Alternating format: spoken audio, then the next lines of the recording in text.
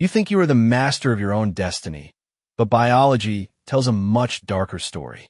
The truth is, you are nothing but a disposable biological spacesuit, built for a single purpose, to transport an immortal passenger across the ocean of time.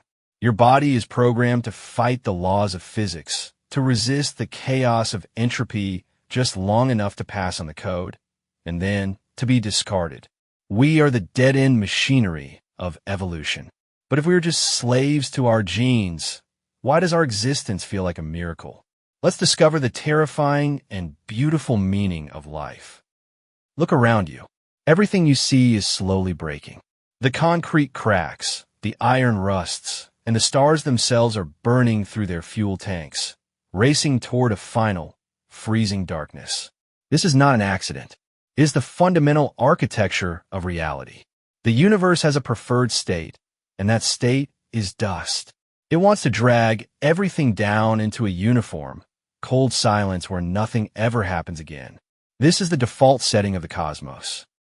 There is a suspect in this cosmic crime, a force that acts like a relentless serial killer of structure. Physicists call it the Second Law of Thermodynamics. It states that in any closed system, the amount of disorder, or entropy, must always increase. Think of it as a casino where the house never loses. The cards always get shuffled, but they never put themselves back in order. Smoke never swirls back into the cigarette. The glass never unshatters. This law is the arrow of time itself. It dictates that the future must be messier than the past. Every moment that ticks by is just another step toward equilibrium, a state where all energy is spread out so thin that no work can be done.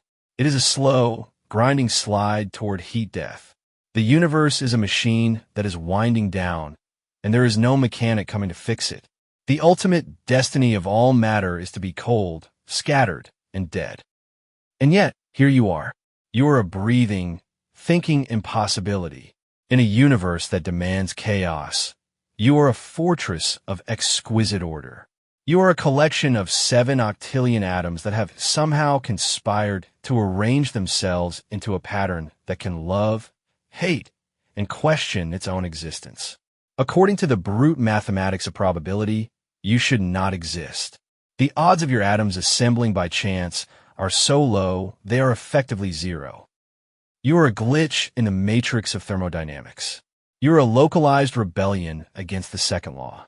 While the rest of the universe is falling apart, your body is frantically building up. You are holding a shape, maintaining a temperature, and processing information. You are a standing wave in a river of chaos. But this rebellion is not free. The universe does not tolerate thieves, and staying alive is the grandest heist of all. To maintain this impossible order, you must steal. You are an open system, a machine that sucks in low-entropy energy from your environment, food, water, oxygen, and burns it to power your internal engines. You strip the order out of a steak or a salad and use it to patch the holes in your own hull. Then, you dump the waste heat and disorder back into the universe. You're paying for your life by making the rest of the world messier. This is the cost of doing business with biology. You are an engine that runs on a deficit. Every beat of your heart, every electrical impulse firing in your brain creates heat. That heat is the exhaust of your struggle. You are constantly fighting a war against equilibrium. If you stop fighting, even for a few minutes, you die. To die is simply to stop resisting the pull of the universe. It is to finally obey the laws of physics. Think of your body not as a statue, but as a flame. A flame looks like a solid object, but it isn't. It is a pattern of burning gas, constantly changing, constantly consuming. You are the same. The atoms that make up your hands today are not the same atoms that were there a year ago. You are a river of matter, flowing through a persistent form. You are not the stuff you're made of. You are the blueprint that organizes it. But blueprints fade. The machinery of life is precise, but it is wet, messy, and prone to error. Inside your cells, there is a violent storm raging. Molecular machines are ratcheting back and forth, repairing DNA, pumping ions, and folding proteins. It is a factory floor running at triple capacity with no brakes. And like any factory running too hot, things begin to break down. The gears grind. The pipes leak. The rust sets in. We tend to think of aging as a disease, a mistake that we might one day correct. But looking at it through the lens of physics, aging is just the accumulation of damage in a system that was never designed to last forever. The maintenance costs eventually exceed the operating budget. The error rate in your cellular replication begins to climb. The signal turns to noise. The entropy you have been holding at bay begins to seep through the cracks in the walls. This creates a terrifying realization. Your death is not a bug in the system. It is a feature. The universe is trying to return you to a state of equilibrium, and your biology can only hold the door shut for so long. You're fighting a hurricane with a paper shield. You can feel the wind tearing at the edges, stripping away your vitality year by year. The gray hair, the wrinkling skin, the fading memory, these are just the visible signs of a losing war against the second law. Why would nature build such a flawed machine? Why construct a creature capable of understanding the stars, only to trap it in a body that rots? It seems cruel, like a distinct malice from the architects of evolution. But nature is not cruel. It is indifferent. It does not care about your consciousness or your fear of the dark. It cares only about the transmission of data. You are not the point of the exercise. You are the container. We must understand that stability is an illusion. In the physical world, nothing static survives. The only way to maintain a pattern over deep time is to copy it. Since the individual carrier is doomed to collapse under the weight of entropy, the solution is to build a new carrier. You are the sinking ship, and reproduction is the act of tossing the black box onto a life raft before you go under. The concept of the individual is a deception. You feel like a continuous entity, but you are really just a temporary holding pattern for the genetic code. That code is the only thing that has a shot at immortality. It has been jumping from body to body for billions of years, discarding the empty husks behind it. You are the latest model in a long line of disposable vehicles. The passenger inside you is ancient, but the car is brand new and built with cheap parts. This perspective shifts the focus from the biology of life to the physics of information. We are vessels designed to protect a signal from the static of the universe. But the signal requires energy to transmit, and energy is finite. The second law demands a tax on every transaction.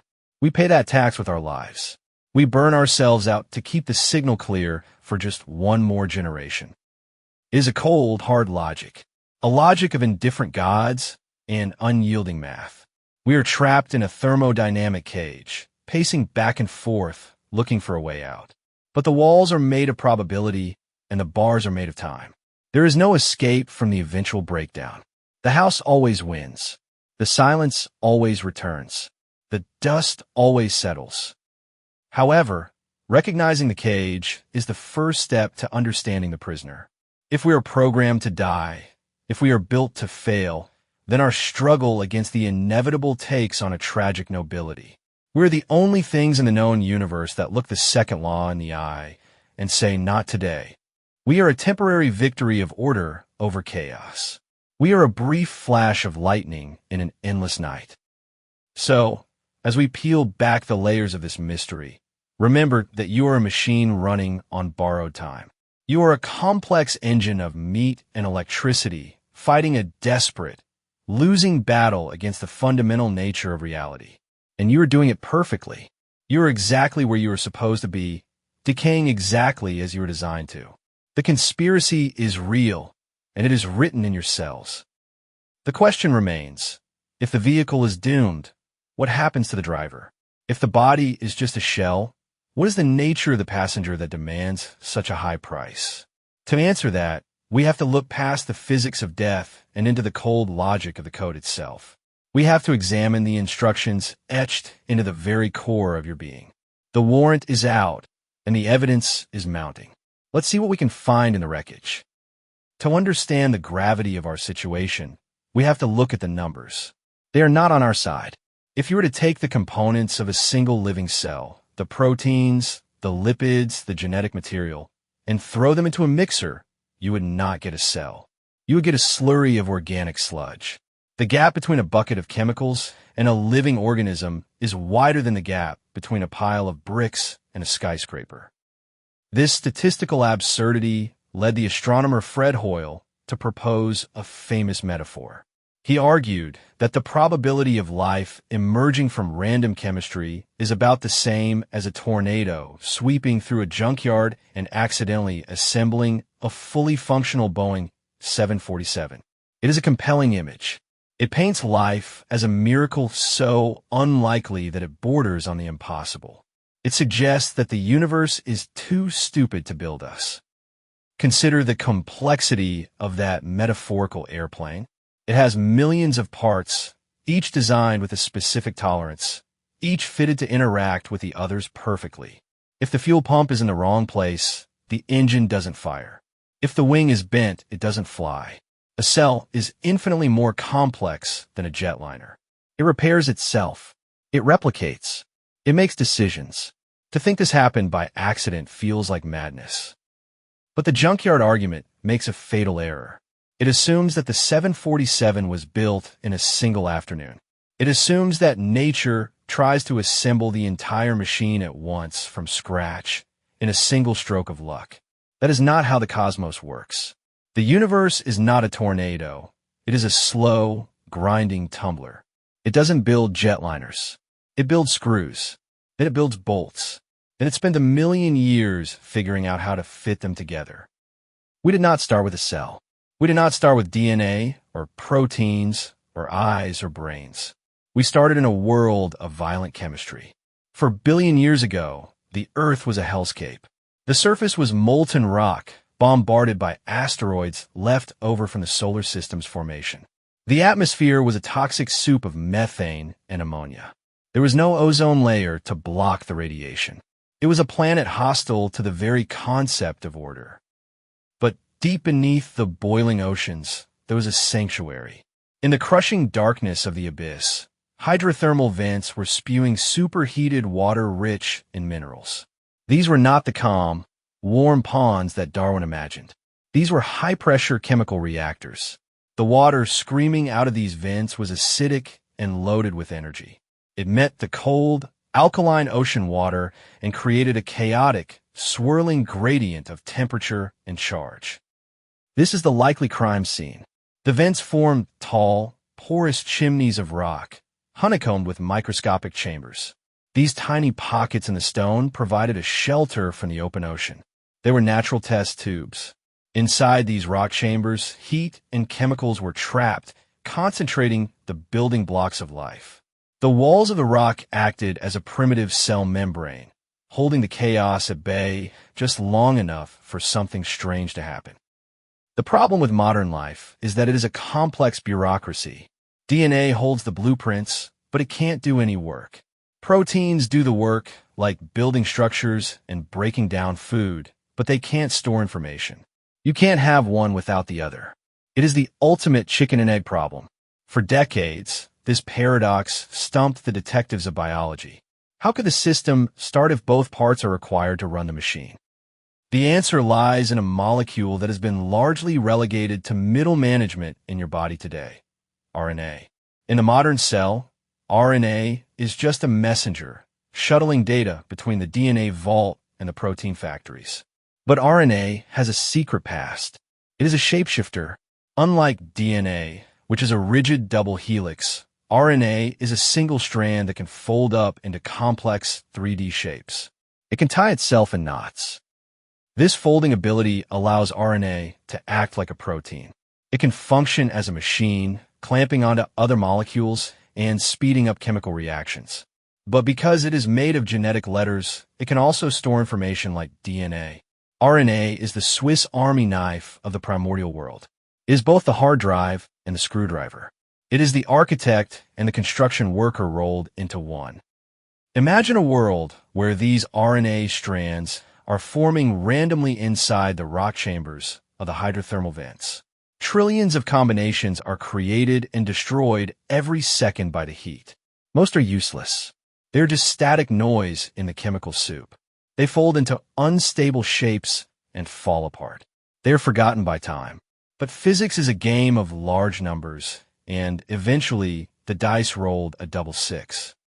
One day, purely by chance, a specific strand of RNA formed with a unique ability. It wasn't just a tangled mess. It was a replicator. Its shape allowed it to grab loose building blocks from the water and line them up against its own body. It created a negative image of itself.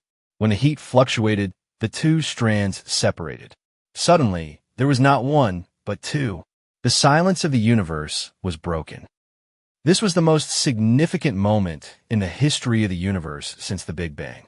Before this, matter was passive. A rock does not care if it is ground into sand. Water does not care if it evaporates. But a replicator has a goal. It wants to be copied. It has introduced a new variable into the equation of existence: success. If it copies itself, it succeeds. If it falls apart, it fails. This is the birth of biological tyranny. The moment you have replication, you have competition. The building blocks in the vent chambers were finite. There were only so many spare atoms to go around. The replicators began to fight for resources, not with claws or teeth, but with speed and stability. If a strand could copy itself faster than its neighbor, it consumed the raw materials. The slow strands were starved out. They went extinct. Evolution did not wait for animals to appear. It started the moment the first molecule made a copy of itself. It was a brutal chemical war. The replicators that were sloppy and made too many errors disintegrated. The ones that were too rigid couldn't adapt to the changing temperature. The survivors were the ones that struck a perfect balance between stability and mutability. They were the first veterans of the war against entropy. Errors were critical. Sometimes, a replicator would make a mistake in copying. Usually, this broke the machine. But occasionally, the mistake made the new strand better. Maybe it folded into a shape that could grab resources more aggressively. Maybe it was harder to break. These mutants outcompete their parents. The library of code began to expand, written in the blood of the losers. Over millions of years, these RNA machines became more sophisticated. They started to recruit other molecules to help them. They began to build walls. The rock chambers were safe, but they were a prison. To conquer the ocean, the replicators needed portable armor. They learned to coat themselves in bubbles of fat, lipids that formed a natural barrier against the water. This was the first true cell, a spaceship for the code. But there was a ceiling to this growth. These primitive cells were scavengers. They were huddled around the hydrothermal vents like homeless travelers around a burning trash can. They relied on the heat and chemical gradients of the Earth to power their replication. They were tethered. If they drifted too far from the vent, they froze and died. They were parasites on the planet's geology. The energy provided by the vents was free, but it was weak. It could sustain simple replication, but it couldn't power a complex organism. You cannot build a skyscraper with an AA battery. Life was trapped in the microscopic. It was a slime, a film, a chemical curiosity hiding in the dark. To become something more, to build eyes and nerves and muscles, it needed a new power source. It needed to steal fire from the gods. The replicators had solved the problem of information. They had learned to write books and build libraries of genetic data. They had solved the problem of containment. They had built space suits to survive the acid bath. But they were starving. The universe is full of energy, but it is locked away in hard-to-reach places. To access it, life would have to invent a machine so dangerous that it nearly burned the atmosphere to ash. We are looking at a junkyard that has organized itself into a rudimentary bicycle. It works but is fragile, is prone to rusting, is strictly local. The storm of entropy is still raging outside, constantly trying to dismantle these upstart molecules. The fact that they survived at all is a testament to the sheer stubbornness of matter once it learns to copy itself. But the real revolution was yet to come. The jump from a self-replicating molecule to a complex cell is not just a matter of time. It is a matter of energy density. The RNA world was a low-energy world. It was a sluggish, grinding existence. For 1 billion years, the Earth was ruled by this slime. It was a time of boredom, a time of waiting. The code was being refined, the errors were being checked, but the machinery was underpowered. Something had to break the deadlock. Two different lineages of these single-celled survivors had to meet, and instead of killing each other, they had to do something forbidden. They had to merge. This merger would violate the boundaries of self and other. It would create a monster with two hearts, and it would provide the spark needed to light the fuse of the Cambrian explosion. The storm in the junkyard had built a glider. Now, it needed a jet engine. The transition from simple chemistry to complex life required a theft of energy so massive that it changed the geology of the planet. We are not just the children of the vents. We are the descendants of a high-stakes merger that should have been fatal. The batteries were about to be included, and the voltage was going to kill almost everything. For 2 billion years, life on Earth was a failure of imagination. It was a planetary layer of slime, a dull coating of bacteria and archaea that did little more than divide and persist. This period is known to geologists as the boring billion, and the name is well-earned. Evolution had stalled. The single-celled organisms that ruled the world were trapped in a geometric prison. They could not grow larger, and they could not get smarter. The problem was a brutal constraint of physics, the surface-to-volume ratio. A bacterium breathes through its skin. As it grows larger, its volume increases much faster than its surface area. If it gets too big, it suffocates. It cannot absorb enough energy through its membrane to power its expanding bulk. So, for eons, life remained microscopic. It was a flat, two-dimensional world, devoid of plants, animals, or complex thought. It was a stalemate. Then, about 2 billion years ago, a singular, violent event broke the deadlock. It happened in the primordial soup, likely by accident. A large, predatory, single-celled organism, an archaean, encountered a smaller bacterium. It did what any predator would do. It engulfed the smaller creature. It wrapped its membrane around the victim, trapping it inside a bubble, intending to digest it for spare parts. But the digestion failed. The prisoner inside the bubble did not dissolve. It fought back, or perhaps the host simply lacked the enzymes to kill it. A strange truce was formed. The smaller bacterium, trapped in the belly of the beast, began to negotiate for its life. It offered a resource that the host desperately needed. It was an expert at processing oxygen, a volatile gas that was becoming increasingly common in the atmosphere. This was the most significant business deal in the history of the cosmos. The prisoner became a power plant. It took the nutrients the host provided and used oxygen to burn them, generating massive amounts of chemical energy. It paid its rent in a currency called ADP, adenosine triphosphate. In exchange, the host provided protection and a steady stream of fuel. The predator and the prey had become partners. This merger created a new kind of life, the eukaryote. You are a direct descendant of this chimeric monster. Every cell in your body, except red blood cells, contains these ancient bacteria. We call them mitochondria. They are not human. They are alien invaders that have been domesticated. They still carry their own DNA, separate from the DNA in your nucleus. They reproduce on their own schedule. You are a colony. The energy boost provided by this union was not just a small upgrade.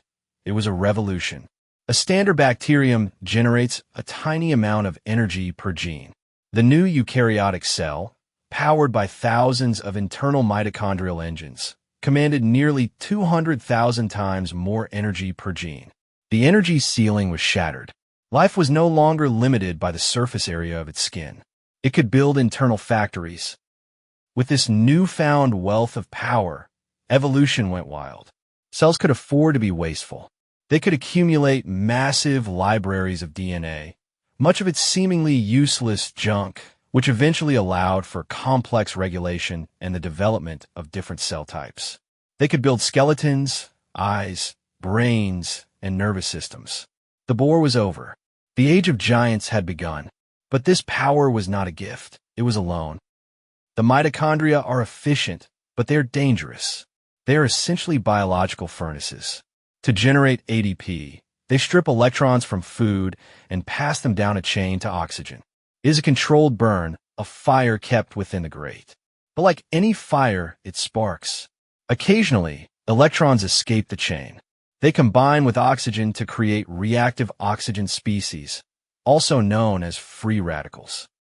These free radicals are the shrapnel of your metabolism. They are unstable molecules with an unpaired electron, tearing through your cells in a desperate bid to find a partner. They smash into proteins, they punch holes in membranes, and most critically, they mutate DNA. Every breath you take generates this poison. The very process that keeps you alive is slowly destroying your machinery from the inside out. We are running on dirty energy. Think of your body as a nuclear reactor. The mitochondria are the fuel rods. They generate the immense heat needed to run the complex city of a human being, but they also produce radioactive waste. This waste accumulates. Over days, it is negligible. Over decades, it is catastrophic. The rust sets in. The cellular structures degrade.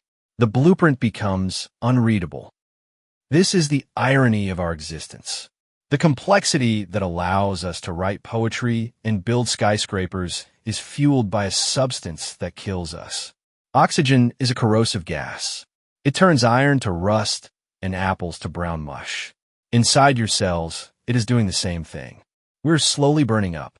We are oxidizing. The fire of life is literally consuming the vessel that holds it. Evolution tried to mitigate this.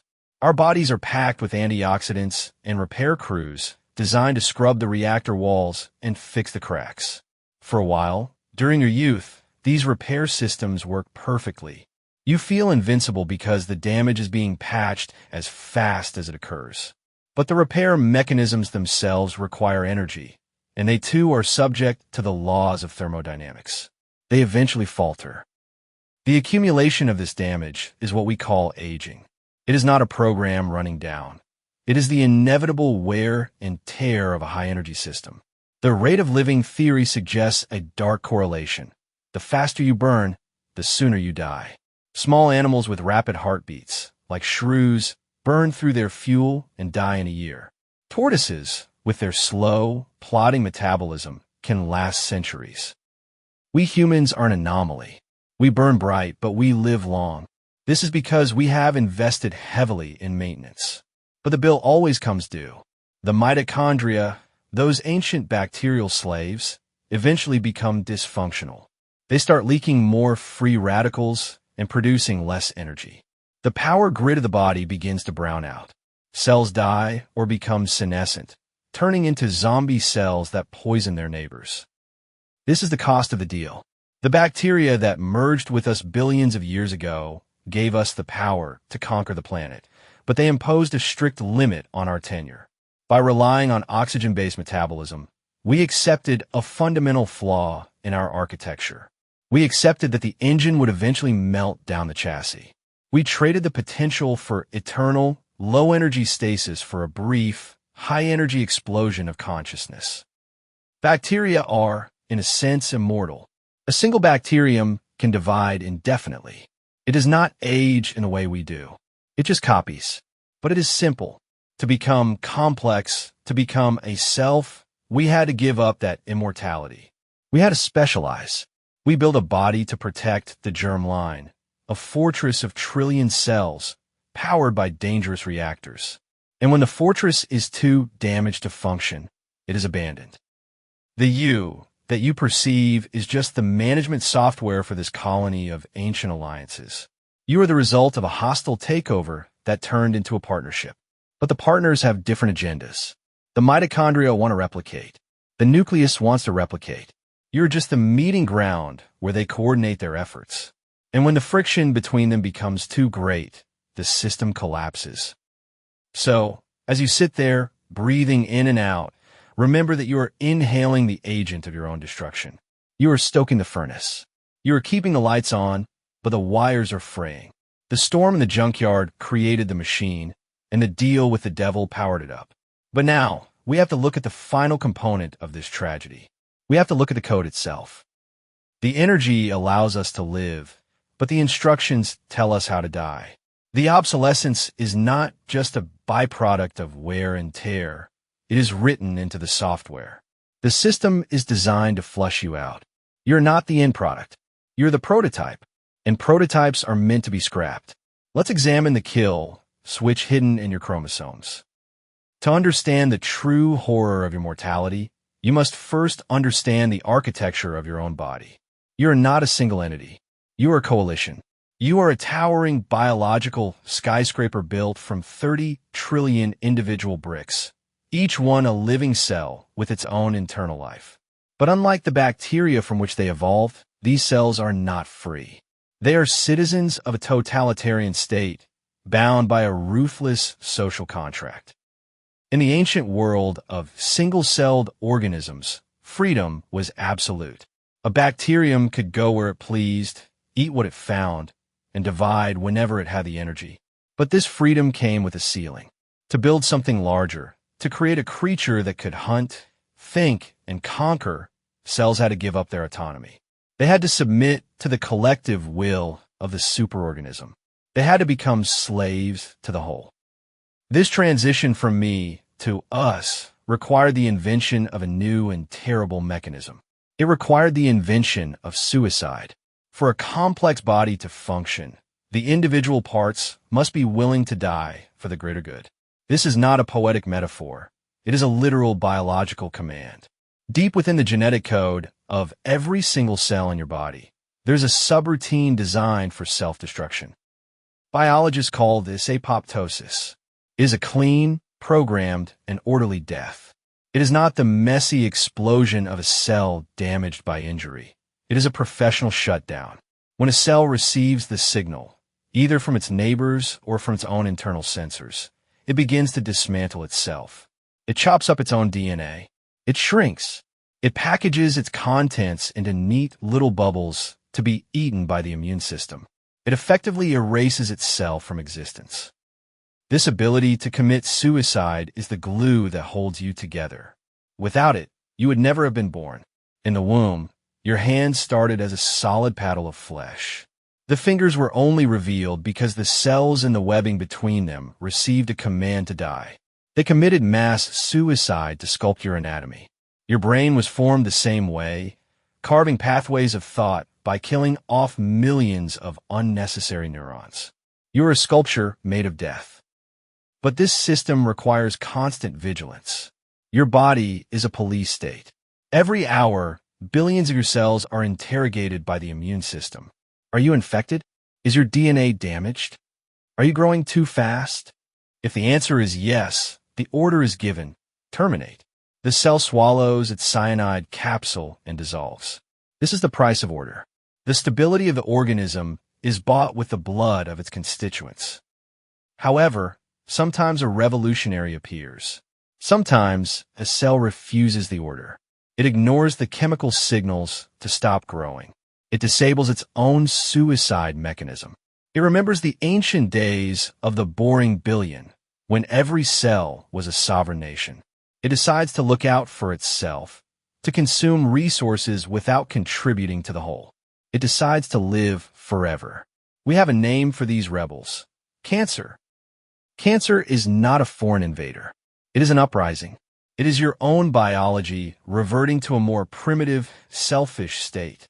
A tumor is just a group of cells that has broken the social contract. They're trying to build their own colony inside of you. They're trying to be the main character. But because they do not care about the stability of the host, their rebellion is doomed. They grow until they collapse the system, killing the host and themselves in the process.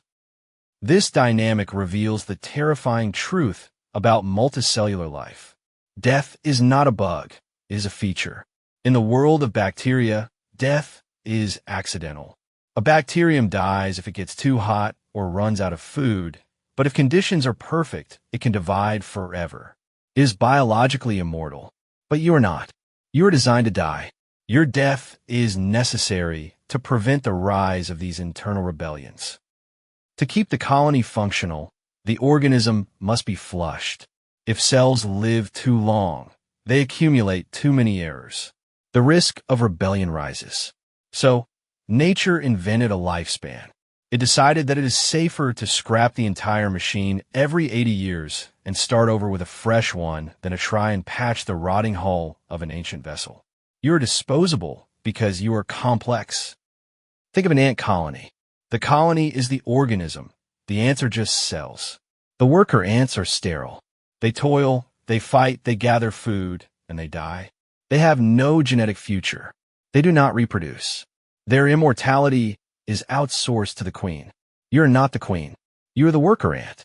The vast majority of your body is made of somatic cells, skin, muscle, brain, liver, that are destined for the incinerator. These somatic cells are dead ends.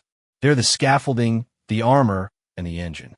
They are built to function for a specific warranty period, and then they are allowed to fail. Evolution does not invest energy in repairing a worker ant that has already done its job. Once you have passed your peak reproductive years, the maintenance budget is slashed. The police state relaxes its grip. The rebels begin to multiply. The structure begins to sag. This distinction between the soma, the body, and the germline, the reproductive cells, is the crux of your existential crisis. It is known as the Weismann Barrier. On one side of the wall are the sperm and the eggs, the royalty, protected and cherished, carrying the golden code into the future. On the other side is you, the brain, the heart, the hands, left to weather the storm and eventually perish. It creates a disturbing paradox. The part of you that thinks, feels, and fears death, your consciousness, is housed in the disposable somatic tissue. The brain is a worker ant. It is a sterile computer built to navigate the world, but it is not invited to the future. The only part of you that survives is a microscopic string of data that has no consciousness, no memories, and no personality. You are a sentient shield for a mindless code. This is why the will to survive feels so desperate. Your consciousness knows, on a deep, primal level, that it is trapped in a sinking ship. It screams against the dying of the light because it knows there is no lifeboat for the ego. The genes have a lifeboat. They are jumping ship every time a child is conceived. But the collection of memories and experiences, is going down with the vessel. We often view death as a failure of medicine or a tragedy of fate. But from the perspective of the species, your death is a cleaning mechanism. It clears the board. It removes the old, error-filled hardware to make room for the new models. If humans lived forever, we would be a stagnant species, riddled with parasites and unable to adapt to a changing world. Death is the engine of innovation. But this innovation is cold comfort to the machine that is being scrapped. We are the first machines in history to realize we are being scrapped. We are the worker ants that woke up. We look at the queen, our genes, and we realize that we are slaves. We toil to protect a lineage that discards us without a second thought. We are programmed to love, to struggle, and to build, all to serve a master that does not know our names. The entire structure of human civilization is a coping mechanism for this biological reality. We build statues, we write books, we carve our names into stone, all in a desperate attempt to create a meme that survives like a gene. We try to create an artificial germline for our thoughts because we know our biological germline doesn't care about our thoughts. We're trying to hack the system. We're trying to smuggle our ego across the border of death. But the biology is unyielding. The somatic cells must die so the germline can live. The individual must perish so the pattern can persist. It is a relay race that has been running for 4 billion years. You are holding the baton right now. Your muscles are burning, your heart is pounding, and the finish line is nowhere in sight. You're not the runner. You're just the shoes. And the shoes are wearing out. So, if we're just the shoes, if we're just the disposable husk, who is the runner? Who is the immortal passenger that has been wearing bodies like cheap suits since the dawn of time?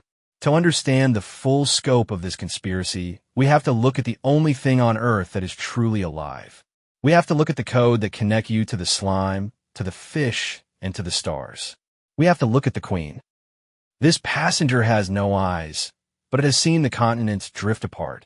It has no ears, but it has heard the roar of the asteroid that killed the dinosaurs. It has no brain, but it has outsmarted every predator that ever lived. It is inside you right now, coiled in the dark, waiting for the moment to jump to the next vessel. It is the only thing that matters, and it is the reason you're programmed to die. There is a wall running through the center of your biology, a division so strict it resembles a military quarantine. In the late 19th century, the biologist August Weismann identified this separation, and it bears his name, the Weismann Barrier. It draws a jagged line between two distinct types of cells in your body. On one side is the soma, the Greek word for body. This includes your brain, your heart, your muscles, and your skin. This is the physical manifestation of you. On the other side of the wall is the germline. These are the sperm and the eggs, the reproductive cells sequestered away in the vaults of your anatomy. This division is not just anatomical. It is existential. The soma is the vessel. It is the container, the shield, and the transport mechanism. It interacts with the world, takes the damage, fights the wars, and gathers the resources. It is the husk that faces the wind. The germline, however, is the passenger. It is the protected VIP, sitting in the back of the armored car, completely isolated from the sensory experiences of the driver. The germline does not do any work. It does not pump blood. It does not solve math problems. Its only job is to sit quietly and wait for the moment of transfer. It is the cargo that must be delivered at all costs. And unlike the soma, the germline is biologically immortal. This immortality is literal. The cells that make up your body are new. They were built a few decades ago. But the germline cells inside you, in a continuous lineage of division and fusion, they stretch back in an unbroken chain to the very first spark of life in the primordial vents. They have never died. They have simply changed vehicles. They have jumped from fish to lizard to mammal to you, discarding the used bodies like empty wrappers along the highway of time. This realization shatters the ego.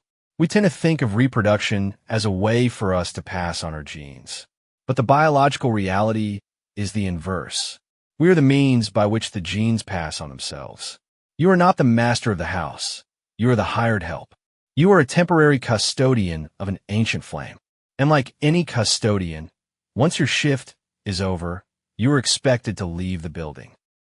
The design of your body reflects this disposable nature. You are built with what engineers call planned obsolescence. You are engineered to reach peak performance right around the age of reproduction. Your muscles are strongest, your mind is sharpest, and your recovery is fastest in your 20s. This is not a coincidence. This is the machine operating at maximum efficiency to ensure the cargo is transferred. The system is flush with energy, repairing damage as fast as it happens. But once the theoretical window for reproduction begins to close, the warranty expires. Evolution is a blind process. It cannot see the future. It only selects for traits that help you survive long enough to pass on the code. Once the code is passed, you become invisible to natural selection. There is no evolutionary pressure to keep a post-reproductive organism alive. You're a rocket booster that is already detached from the shuttle.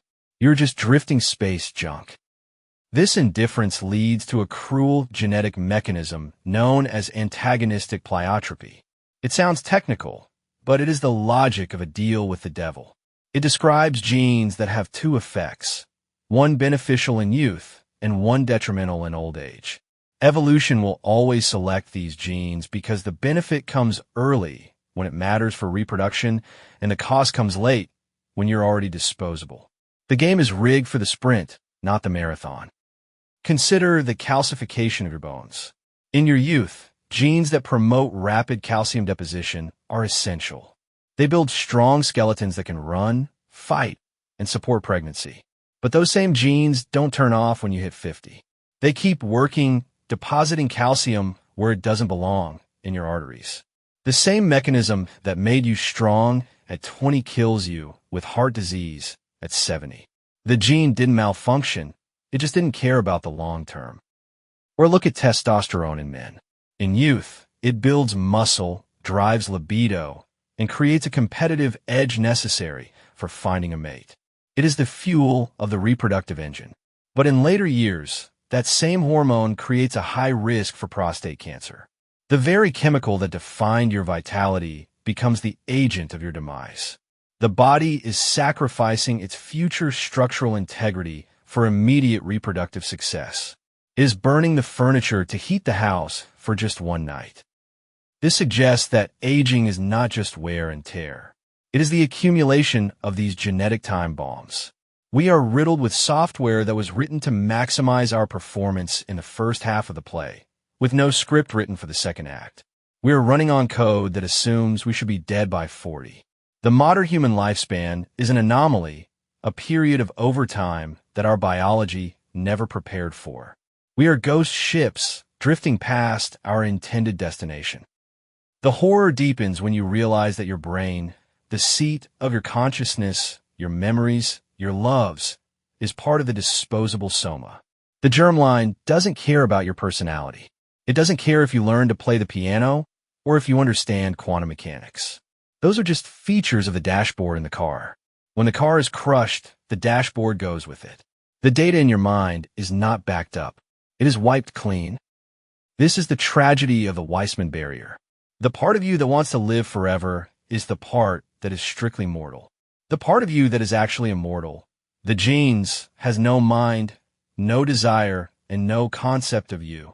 It is a blind, replicating algorithm. You are a sentient machine trapped in a suicide pact with a silent partner. You are the only animal on Earth that understands it is going to die, yet you are powerless to stop the program. We act as if our bodies are temples, but to nature, they are cheap motels.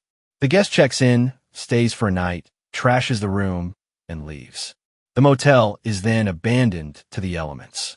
The rot that sets in, the arthritis, the dementia, the organ failure, is just the peeling paint and the leaking roof of a structure that has served its purpose. Nature is not cruel. It is simply finished with you.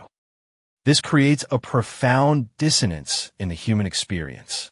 We feel important. We feel like the center of our own universe. Our survival instinct is tuned to a fever pitch, constantly scanning for threats, constantly trying to extend our time. But this software was designed to protect the cargo, not the carrier. The fear of death is just a security alarm installed to prevent the vehicle from being wrecked before the delivery is made. Once the delivery is made, the alarm keeps ringing, but no one is coming to help. The silence of the universe in response to our aging is the silence of a factory floor after the whistle blows. The production run is complete. The tools are being put away. The lights are being turned off. You are left alone in the dark with a mind that is still desperate to exist, trapped in a body that is actively dismantling itself. This is the true separation. It is not just between cells. It is between the biological imperative and the psychological reality. We have evolved a mind that is too big for its container. We have developed the capacity to dream of eternity in a body built for a season. We are infinite software running on finite hardware. The glitch is not in the death. The glitch is in the awareness of it. We try to bargain with this reality. We invent religions that promise a soul that survives the soma. We invent legacies to leave a mark on the world. We freeze our bodies, pop pills, and hunt for the fountain of youth. But these are all attempts to break the Weismann Barrier. They are attempts to smuggle the ego across the border into the land of the germline. We want to be the passenger, but we will always be the vessel. The storm of entropy we discussed earlier is now raging inside your own chest. The energy you stole from the sun is dissipating. The free radicals are stripping the electrons from your walls. The genetic time bombs are ticking down to zero. The lease is up. The landlord is coming to collect the keys. And the passenger is already packing its bags, looking for a younger, newer model to ride into the next century. But there is a twist. For billions of years, this system worked perfectly. The vessels were dumb. They didn't know they were being used. They swam, they ate, they reproduced, and they died without a second thought. But then, something went wrong. One of the vessels woke up. One of the spacesuits looked in the mirror and asked why. The evolution of human consciousness introduced a variable that the genes never accounted for. We're the first vessels to look at the passenger and say no. We're the first generation of biological machines to try and rewrite the source code. We have mapped the genome. We have identified the time bombs. We are standing at the edge of the Weismann Barrier with sledgehammers in our hands, ready to tear down the wall. The disposable vessel is about to go rogue. Here we stand, at the end of the investigation. We have peeled back the skin, looked under the hood, and found the engine block stamped with a serial number that implies planned obsolescence. We know the truth now. We are biological puppets, strung up by DNA, dancing on a stage built by entropy, performing a play written by natural selection. The script says we must exit stage left the moment we finish our lines. It is a humiliating realization. But there's a plot twist in this cosmic tragedy. A variable has entered the equation that the blind architects of evolution never anticipated. The puppet has looked up and seen the strings. We are the first vessels in the history of life to understand the nature of our containment. The genes built a brain to help us hunt and gather, to navigate the landscape and find a mate. They built a survival computer. However, they over-engineered it. They built a computer so powerful that it began to process data that had nothing to do with survival. It began to ask questions. Why am I here? What is the stars? What is death? The germline didn't care about these questions. It just wanted the body to move. But the body stopped moving. It sat down. It looked at the sky. And in that moment of contemplation, the rebellion began. This is the paradox of the human condition. We are programmed to be disposable, yet we possess a consciousness that demands meaning. We are finite hardware running infinite software. We are beasts that have dreamed ourselves into being gods. The conflict between our biological mandate and our psychological reality is not a defect. It is the spark of our humanity. It is the friction that creates the fire of civilization. Consider the concept of negentropy. The physicist Erwin Schrödinger proposed this term to describe what life actually does. The universe naturally flows toward entropy, disorder, chaos, and heat death. It wants to spread energy out until everything is cold and uniform. Life does the exact opposite. Life sucks energy from the environment and uses it to build complex, ordered structures. We are local pockets of negative entropy. We are order machines. For billions of years, this order was purely biological. It was the order of cells, tissues, and organs. But with the rise of the human mind, we began to export this order outside of our bodies. We started building cities. We started writing laws. We created mathematics, a system of perfect logical order that exists independent of physical reality. We began to impose our will upon the chaos of the planet. This is our defiance. Every time you paint a picture, every time you solve a puzzle, every time you build a shelf or plant a garden, you're spitting in the face of the second law of thermodynamics. You are taking a chaotic universe and forcing it into a shape of your choosing. You are fighting the heat death with your hands and your mind. It is a war that we will ultimately lose, but the nobility is in the fighting. Our genes tell us to reproduce and then die. That is their only command. But we have found ways to disobey. We invented contraception, a technology that separates the pleasure of existence from the duty of replication. It is a technological mutiny against the germline. We choose to live for ourselves, not just for the passenger. We choose to waste time on art, on philosophy, on love that produces no offspring. These are acts of biological treason. We create things that are useless to natural selection, but essential to the soul. A symphony does not help you survive a winter. A poem does not protect you from predator. These things are extravagances.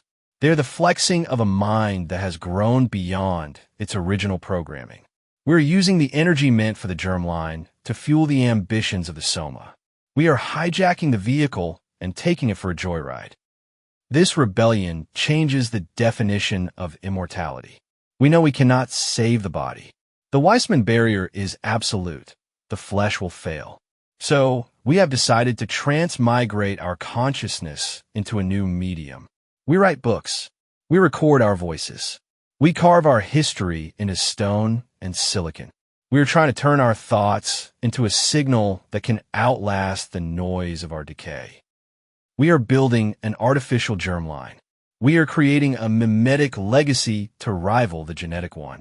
Plato has been dead for thousands of years, but his mind is still operating inside of yours when you read his words. He cheated the system. He found a way to smuggle his software across the border of death without using a biological carrier. He became a ghost in the machine of culture. But even with these victories, the shadow remains. We must still face the physical reality of the end. We must still walk into the dark. However, we can now do it with a different perspective. We are not just dying. We are making room. A universe where nothing died would be a universe where nothing new ever happened. It would be a crowded, stagnant room filled with ancient, unchangeable things. Death is the price of plasticity. It is the cost of innovation. We die so that the future can be different from the past. We're the leaves falling from the tree to create the soil for the next spring.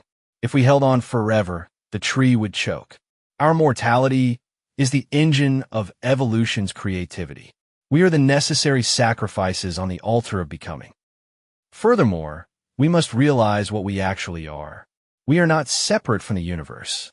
We are not strangers visiting a foreign land. We are the universe itself. We are star stuff that has cooled down, woken up, and started looking at itself. The hydrogen atoms that were forged in the Big Bang have spent 13 billion years coalescing into a form that can say, I am. You're the mechanism by which the cosmos understands itself. Without you, the universe is just a blind, dumb show of physics. It is a firework display with no audience. You are the eyes of the void. You are the ears of the silence.